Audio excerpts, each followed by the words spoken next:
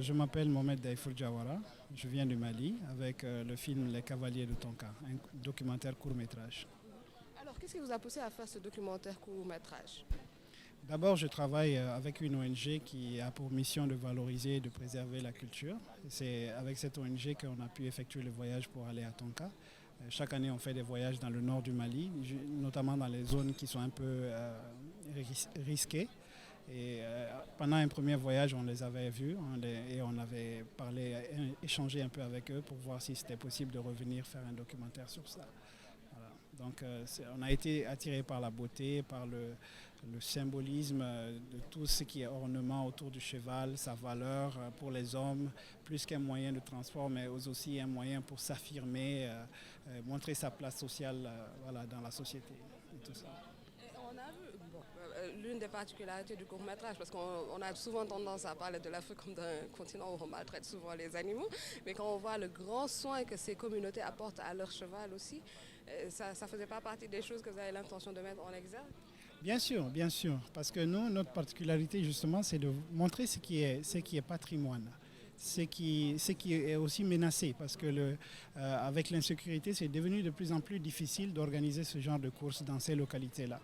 Donc le fait de pouvoir le faire, au moins pour les caméras, ça a permis même aux jeunes là-bas de revivre ça. Ça fait des années qu'ils n'arrivent pas à le faire. Et avec notre documentaire, on a pu les rassembler pour essayer de le faire. C'est vrai que les images qui circulent de l'Afrique sont pour la majorité des images négatives. Nous, on ne s'inscrit pas dans ce cadre. On veut montrer ce qui est en péril, c'est vrai, mais ce qui est beau et ce qui donne envie aux gens de nous découvrir, de nous voir. C'est cette image de nous-mêmes que nous voulons que les autres voient. Et ce FESPACO, qu'on a tendance à appeler le FESPACO de la résilience, c'est pas votre première fois au FESPACO ou bien? C'est ma première fois. Comment le trouvez-vous? Je pense que le FESPACO est un tremplin pour tous les cinéastes en Afrique, parce que notre objectif, c'est bien sûr de montrer ce que nous avons pu filmer.